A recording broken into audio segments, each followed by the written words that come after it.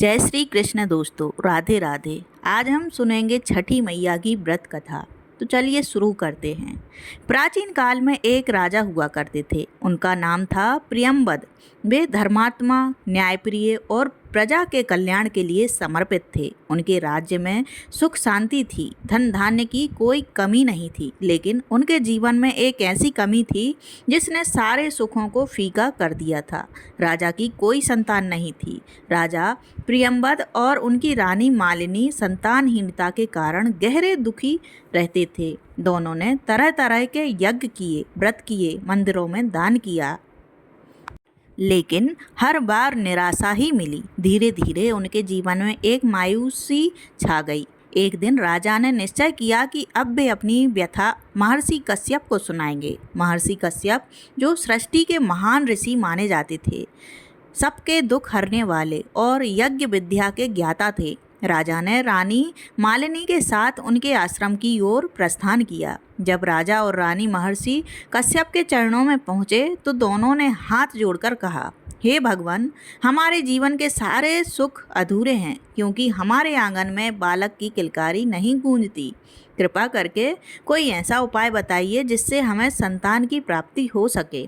महर्षि कश्यप ने ध्यान लगाया और कहा, राजा, तुम्हारी इच्छा धर्म संगत है। मैं तुम्हारे लिए एक विशेष यज्ञ करूंगा, पुत्रेष्टि यज्ञ, जिससे तुम्हें पुत्र की प्राप्ति होगी। फिर यज्ञ की तैयारी शुरू हुई। पूरे राज्य में शुद्धता का वातावरण बनाया गया। ब्राह्मणों को बुलाया गया, वेद मंत्रों की ध्वनि गूंज उठी और देवताओं का आवाहन किया गया।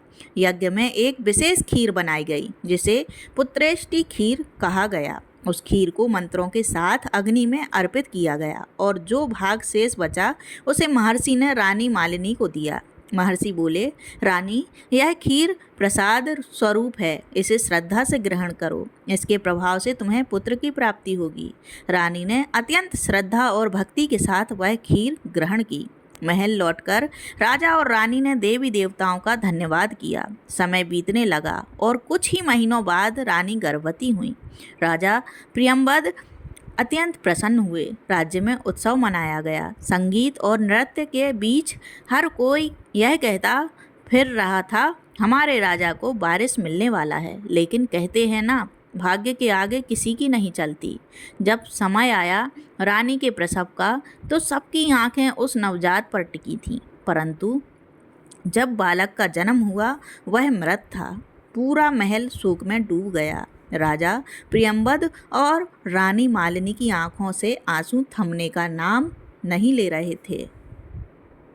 इतने यज्ञ, इतने व्रत और फिर भी यह परिणाम। राजा ने अपने मृत पुत्र को गोद में लिया और शमशान की ओर चल पड़े। रास्ते में उनके मन में एक ही बात चल रही थी, अब इस जीवन का क्या अर्थ रह गया है। लेकिन उन्हें नहीं पता था कि शमशान में उनका सामना उस देवी से होने वाला है जो आने वाले युगों तक संतान सुख की अधिष्ठात्री कही जाएंगी, देवी षष्ठी यानी छठी मैया। राजा अपने मृत पुत्र का निर्जीव शरीर गोद में लिए हुए शमशान की ओर बढ़ रहे थे। रास्ते में उनका मन विचलित था, आंसू थमने का नाम नहीं ले रहे थे।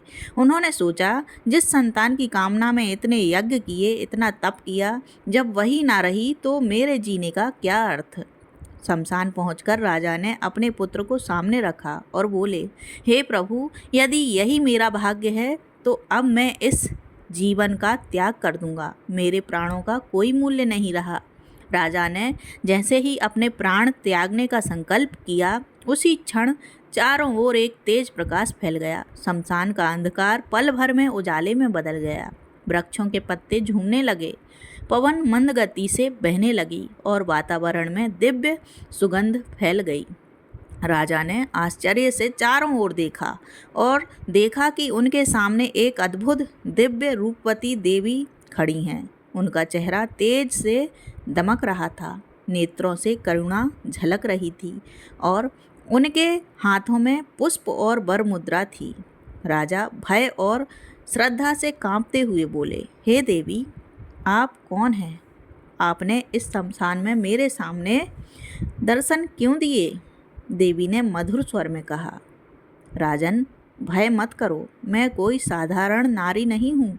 मैं ब्रह्मा जी की मानस पुत्री हूँ। मैं सृष्टि की मूल प्रवृत्ति के छठे अंश से उत्पन्न हुई हूँ। मुझे संसार में लोग षष्ठी देवी के नाम से जानेंगे। मैं संतान की अधिष्ठात्री देवी हूँ, वही जिसे आगे चलकर लोग छठी मैया कहकर पूजेंगे।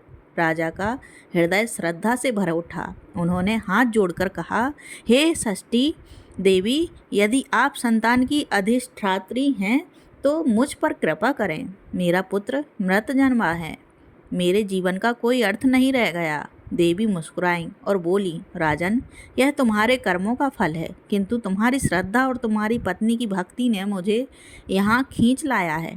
यदि तुम मेरी पूजा करोगे, मेरे व्रत का पालन करोगे और लोगों में मेरे नाम का प्रचार करोगे तो न केवल तुम्हारा दुख मिटेगा, बल्कि इस संसार के अनगिनत दंपत्ति संतान सुख प्राप्त करेंगे। राजा की आंखों में आशा की किरण झलकने लगी। उन्होंने पूछा, हे देवी, कृपया मुझे बताइए कि आपकी पूजा कैसे की जाए। देवी ने कहा, षष्ठी तिथि के दिन व्रत रखो, स्नान कर शुद्ध होकर मेरा पूजन करो, फल फूल दीप और नैवेद्य अर्पित करो, संध्या के समय कथा सुनो और रात भर जागरण करो। सच्चे मन से यदि यह व्रत किया जाए तो संतान प्राप्ति अवश्य होती है। राजा ने श्रद्धापूर्वक सिर झुका लिया। देवी ने वरदान देते हुए कहा, राजन, मैं तुम्हारे पुत्र को जीवन प्रदान करती हूँ। और तभी वह मृत बालक जो सामने रखा था धीरे धीरे हिलने लगा, उसकी सांसें चलने लगीं और फिर उसने रोना शुरू कर दिया। राजा प्रियंवद की आंखों से आनंद के आंसू झरने लगे। शमशान, जो कुछ पल पहले शोक का स्थान था, अब सुख और चमत्कार का प्रतीक बन गया। राजा ने सिर झुकाकर कहा, हे देवी, आज से मैं आपको ही अपनी आराध्या मानता हूँ। आपकी महिमा को पूरे संसार में फैलाऊंगा ताकि कोई भी दंपत्ति संतान के लिए व्यथित ना रहे। देवी ने आशीर्वाद देते हुए कहा, तथास्तु। राजन, जब तक सूर्य और चंद्र रहेंगे तब तक मेरे व्रत की महिमा बनी रहेगी। जो मुझे सच्चे मन से पूजेगा उसके घर सदा संतान सुख रहेगा। इतना कहकर देवी षष्ठी अंतर्ध्यान हो गईं और राजा प्रियंवद का जीवन सदा के लिए बदल गया। राजा प्रियंवद ने जब देखा कि उनका पुत्र जीवित हो गया है तो उन्होंने देवी के चरणों में सिर झुका दिया और प्रणाम करते हुए कहा, हे देवी षष्ठी, आपने मेरे जीवन को नया अर्थ दिया है। मैं वचन देता हूँ कि मैं आपकी महिमा का प्रचार पूरे संसार में करूँगा ताकि जो भी दंपत्ति संतान सुख से वंचित हैं वे आपकी शरण में आकर कृपा प्राप्त करें। इसके बाद राजा प्रियंवद अपने पुत्र और रानी मालिनी के साथ महल लौटे। राज्य भर में उत्सव का वातावरण बन गया। ढोल नगाड़े बजने लगे, दीप जलाए गए और हर दिशा में यह घोषणा की, आज से देवी षष्ठी, जो सृष्टि की मूल प्रवृत्ति के छठे अंश से उत्पन्न हुई हैं, उनकी पूजा की जाएगी। राजा ने अपने दरबार में सभी ब्राह्मणों और नगरवासियों को बुलाया और कहा, देवी षष्ठी की कृपा से ही हमें संतान की प्राप्ति हुई है। अतः मैं आदेश देता हूँ कि हर वर्ष शुक्ल पक्ष की षष्ठी तिथि को देवी षष्ठी का व्रत रखा जाए, सूर्य की उपासना की जाए, क्योंकि सूर्य ही जीवनदायी शक्ति है और षष्ठी देवी उन्हीं के तेज से उत्पन्न हुई हैं। तभी से इस व्रत का नाम पड़ा षष्ठी पूजा या छठ पूजा। रानी मालिनी ने सबसे पहले इस व्रत का पालन किया। उन्होंने स्नान करके स्वच्छ वस्त्र धारण किए, व्रत रखा और षष्ठी देवी की मूर्ति के समक्ष दीप प्रज्वलित किए। उन्होंने फलों, पुष्पों और गन्ने के रस से देवी को अर्घ्य अर्पित किया। संध्या के समय उन्होंने सूर्य देव को जल चढ़ाया और कहा, हे सूर्य देव, आपकी किरणों में जीवन है, आपकी ऊष्मा में मातृत्व का आशीर्वाद है, आपके प्रकाश से ही छठी मैया का तेज चमकता है।